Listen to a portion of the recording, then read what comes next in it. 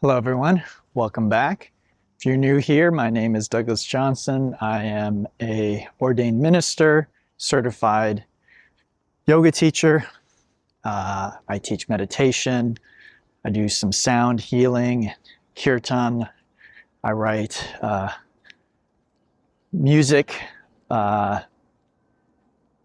based around spirituality. Anyway, if you're interested in this kind of content, please subscribe to the channel. If you get something from the video, please like, thumbs up, comment, and share. So today I wanted to speak a little bit about the importance of surrender and loving what is. I'm very interested in general in ultimate truth. We could say there are two kinds of truth that we experience as human beings: relative truth and ultimate truth. And relative truth is things like I have black hair, or some statement of something that might be happening right now. So this is a relative truth. And relative truth changes.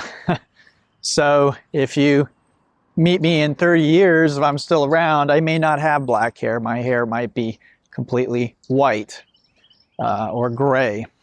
So hopefully you understand that relative truth is something I state, and it's true for now, but it's not necessarily true later. So-and-so won the election. Well, which election? Who's president right now? Whatever it might be. And then even ideas we have around science, like the force of gravity or something like the speed of light. We only know this from observing past.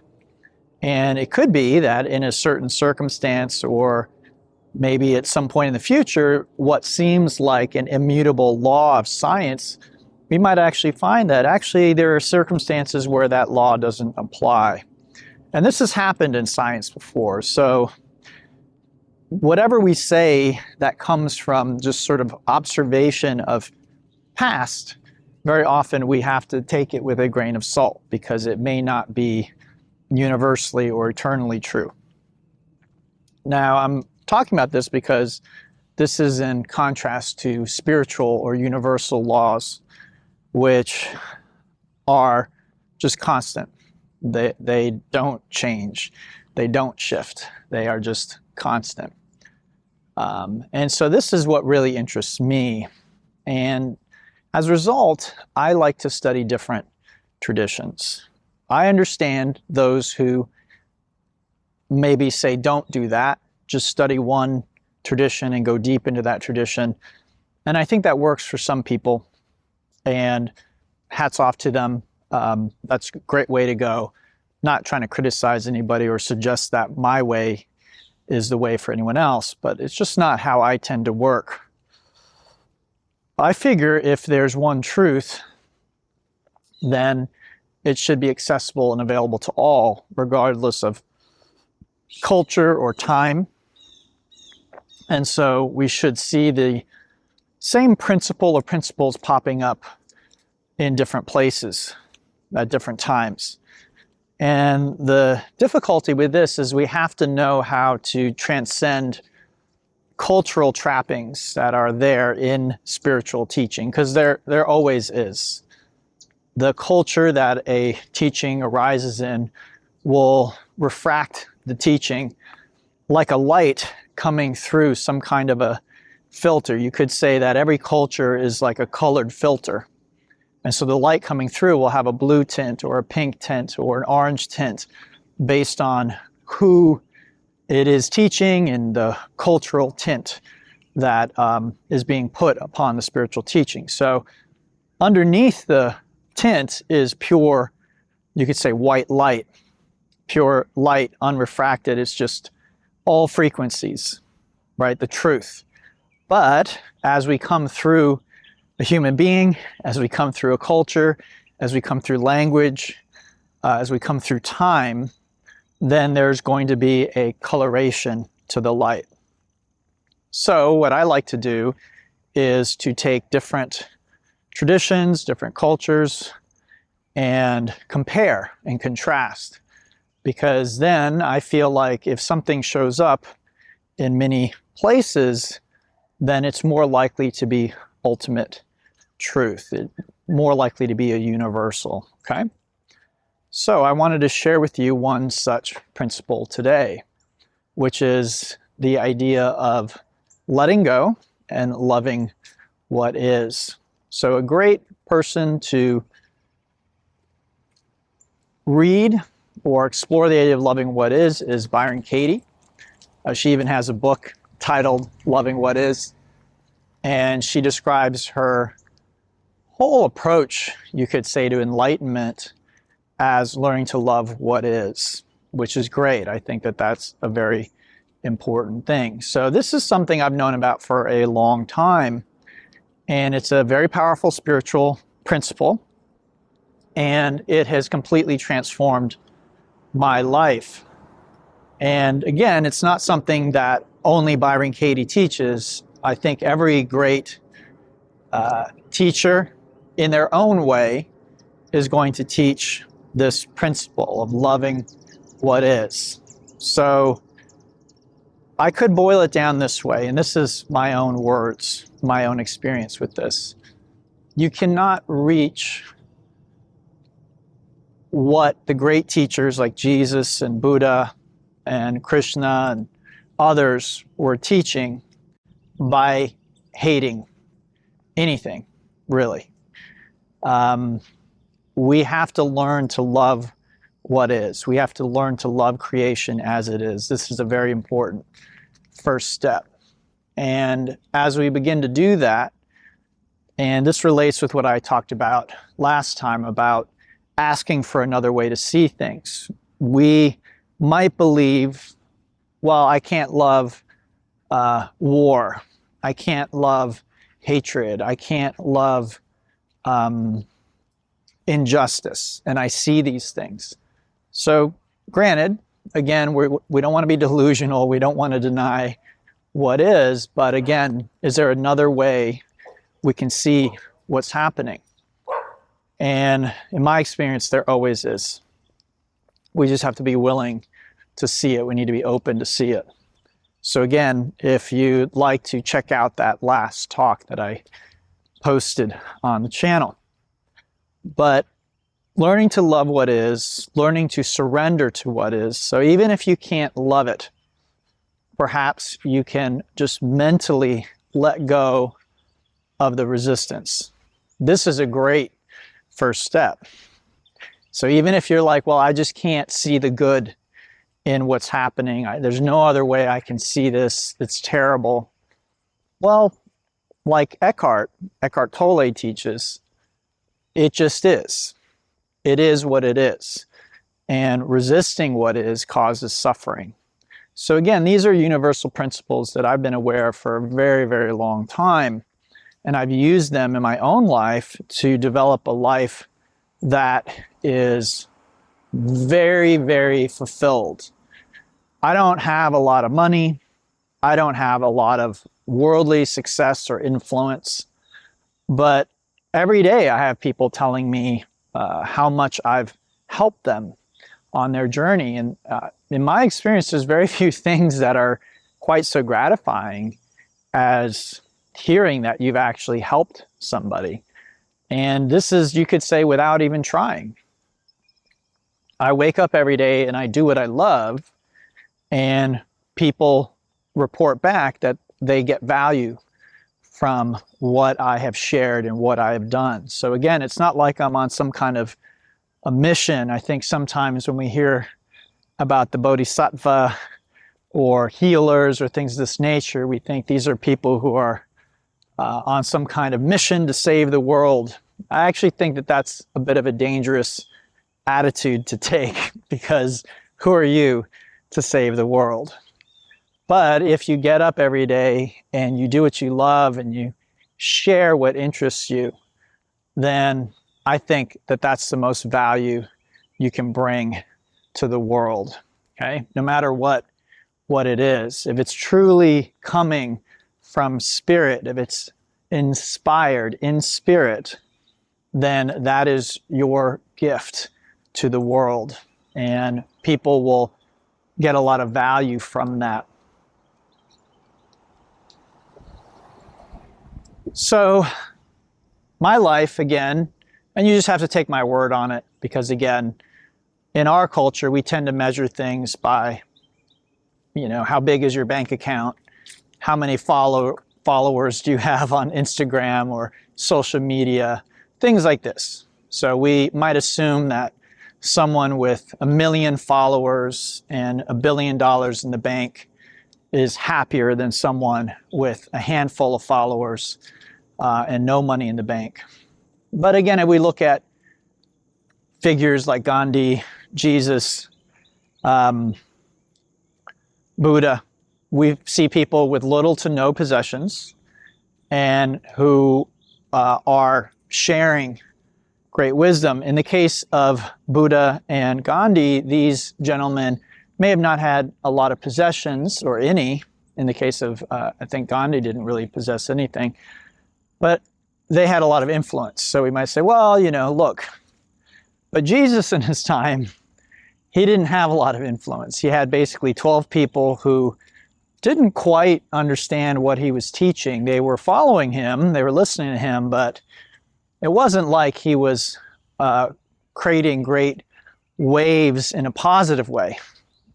Think of someone who's notorious today, somebody who's infamous, someone who has a lot of notoriety around them. This would have been Jesus. So if you can think of a spiritual teacher who's maybe been fallen from grace in the eyes of the world, this might be closer to how Jesus was seen in his day. He was hanging out with people other spiritual teachers would not be seen with. Okay, so we have to understand this. We tend to think of Jesus as this figure walking on water and holier than thou, and everyone loved him. This wasn't the case in his time. Okay, that kind of universal love came after. People in his time did not understand him or admire him. So again, point is that you're just going to have to take my word for it, that I live a very fulfilled life. Not necessarily in terms of possessions and other outward things, but as I've always said, and I'll say again here, spirituality isn't about the outside, it's about what's inside. So this has always been my focus, and surrendering, letting go, loving what is a very fast track to fulfillment. Now, what's been interesting for me lately is I've been, for whatever reason, interested in manifestation in a serious way. So not in a casual sort of, let me listen to a book or something and then forget about it. I've been actually interested in studying it from a spiritual perspective. And so this is sort of a first for me for really taking some of these concepts seriously. And what's been interesting is, again, the way my brain works is I'm always looking for the common thread. What is said that is true in other areas? So what's been interesting is what I found is this concept of loving what is and surrendering is very much present in the manifestation community and those who talk about manifestation. Now, manifestation, I don't want to get too much into it because I don't consider myself an expert in it at this point.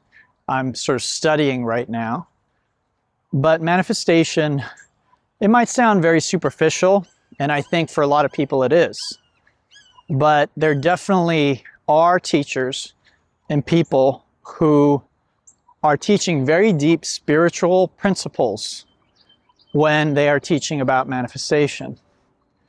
And so again, I don't want to talk too much about that today, but just share that these principles of letting go and loving what is are present in this teaching as well.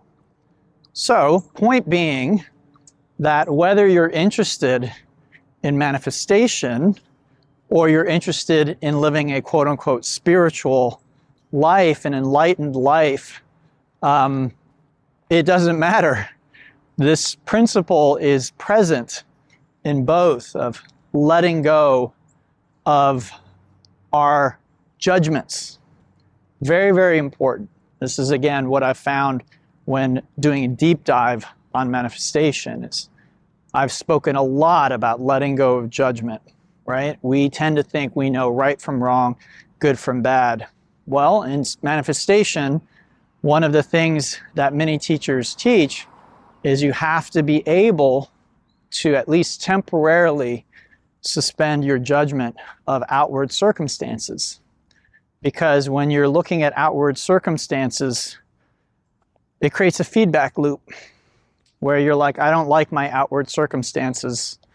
I want things to change. But that negative energy or thought actually creates or manifests more of the same in your experience. So again, manifestation is a tricky subject. It's actually quite a deep subject if you get into it. It goes beyond just, oh, I think of something I want or something I like, and it's just going to show up. In a sense, maybe yes, but most of us have a lot of layers of resistance and beliefs and ideas that need to be worked through first. So again, just personally, I'm always curious. I'm always learning. And so this concept of surrendering to what is and finding joy, finding peace, finding fulfillment, this is not a new idea to me. I know this works because I've done it. And if you haven't tried it, I suggest you try it. And it can be very scary because, again, you may believe that you are keeping your life on track, that you're the only one standing between you and complete disaster. And if you're listening to your ego and you've built a life around ego, then you might be right. If you start letting go, if you start trusting, if you stop trying to control, if you start loving things that normally you hate, then yes, your life may fall apart in the sense that it may change radically. But what you may not realize is it's changing radically because it's all the ego energy that kept your life as it is now disappearing. And your life is reverting back to, we could call it the Tao, the way, that there's a natural way for us to live in harmony with everything. And so we can let go and let God. And as we relax, things come to a homeostasis, if you will. That for each of us, there's a life of homeostasis. Most of us don't live that kind of life because we're trying really hard. We're trying to be good people. We're trying to be spiritual. We're trying to make more money. We're trying to be successful. We're trying to impress our parents. We're trying to get love from others. We're trying to get respect and appreciation. We're trying to get attention online or in other ways.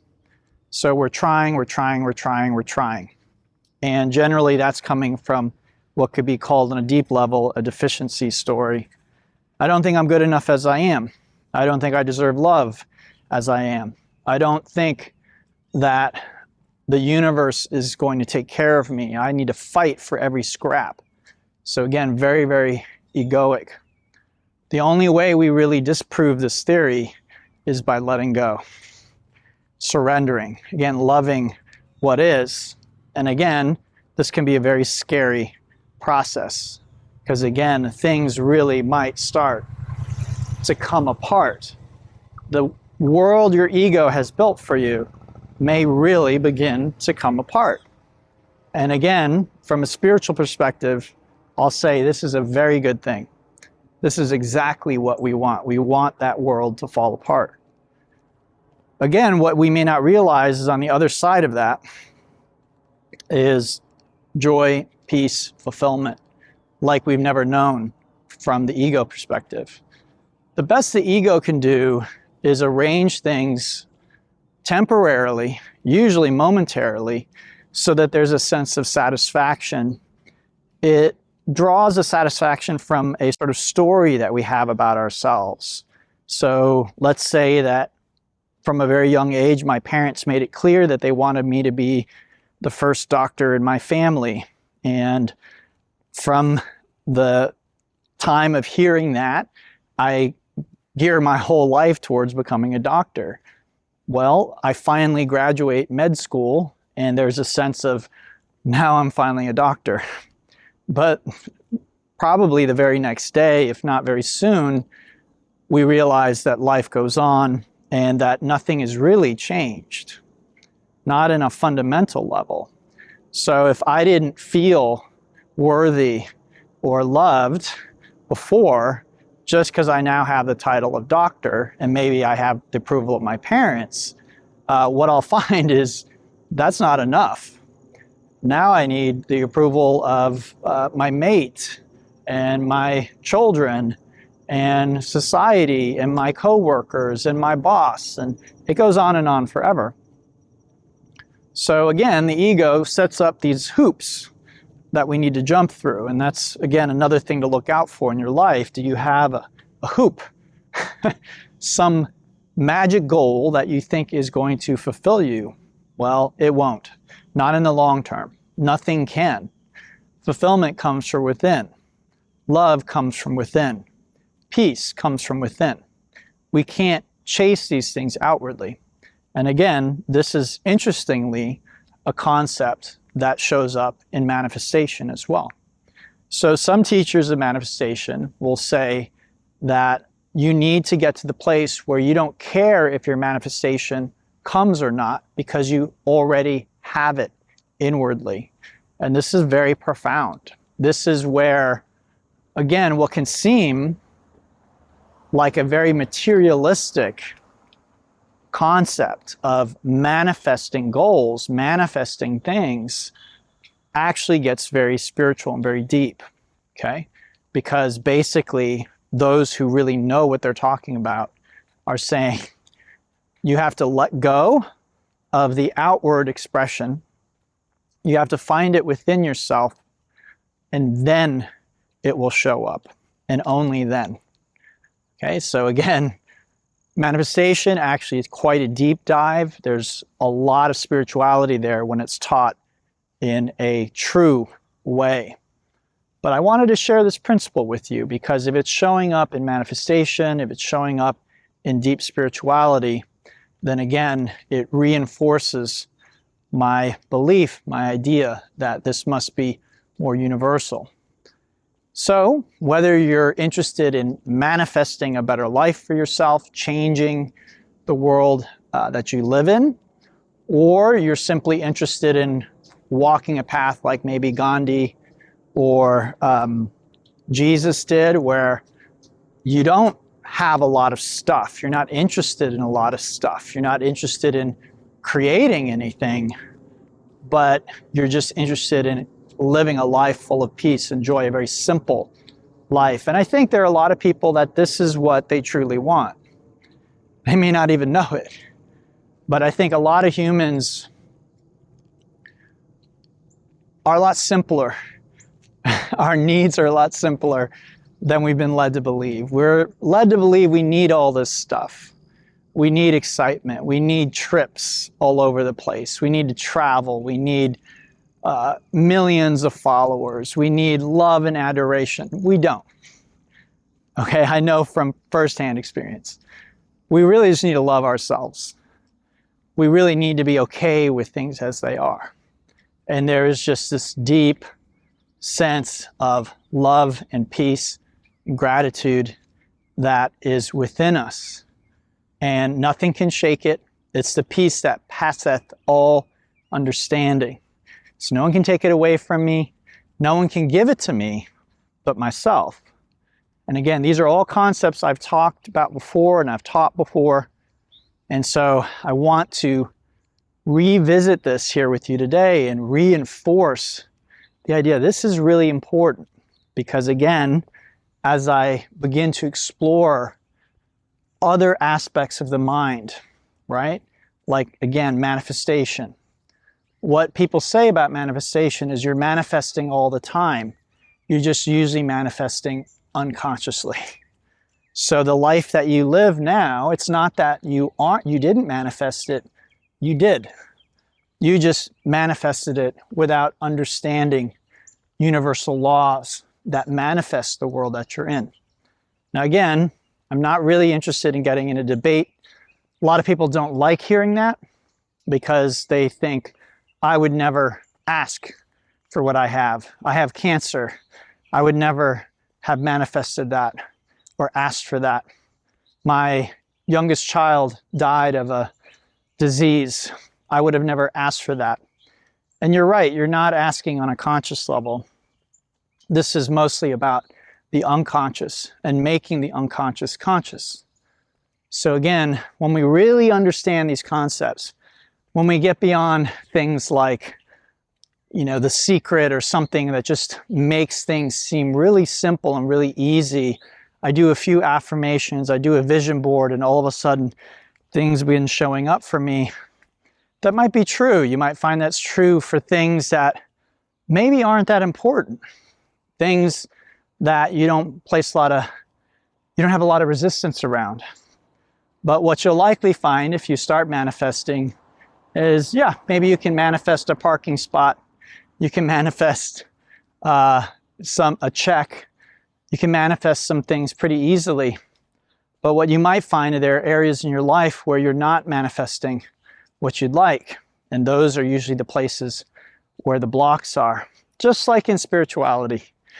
That's where your work is, where the resistance is, where things are not showing up the way that you want, then that's where you should begin to look and inquire and investigate. I've said it before in a talk, we really need to be curious on this path. We can't just take things at the surface level, which is what we tend to do. We tend to believe we understand this reality, what creates it, that it's a set of random events. Well, both from the spiritual perspective and the perspective of manifestation. And I don't know that those two are separate. I'm talking about them as though they're separate. But the reason I've become interested in manifestation is I don't ultimately think it's separate. So whether we're talking about manifestation or we're talking about truth, right? Because if manifestation is true, then it's, again, universal. It's just true. Again, there can be different levels of experience and understanding. I get that. So I'm not denying anyone's experience. But again, if I'm seeing an orange light and I say, oh, the light is orange, and then we remove the cover and underneath the light is actually white, which one is true? Well, at origin, the light is white. Once it's been filtered, it's orange. So the body, the mind, the heart, the human experience is a giant filter. And part of the spiritual journey is beginning to remove those layers of filtering to get to a deeper, more universal truth that is dictating the outcomes on a more universal scale or deeper scale. And why would we do this? Why should I be interested in that? Because it leads to, again, a great sense of peace, joy, unbounded love. So I hope you'll explore this concept. Like most things that I talk about, these are practices that you can put into practice in your daily life. When you see yourself in resistance to something, see if you can say, oh, I'm in resistance to that. Is there another way for me to see this? Can I let go of the resistance at least? Even if I can't see it in a positive light, can I let go of the resistance? Now, sometimes you might find you can, and then other times you might find that you can't. When you can't and you don't know how to get out of it, that's a great time to reach out to me for a one-on-one session, okay? You can book sessions with me, just contact me, and we can talk about it from there. All right, everyone, I hope you got value from this talk today. Again, reach out, comment, subscribe. Let me know if there's some way that I can help you. Otherwise, until next time, namaste and have a beautiful day.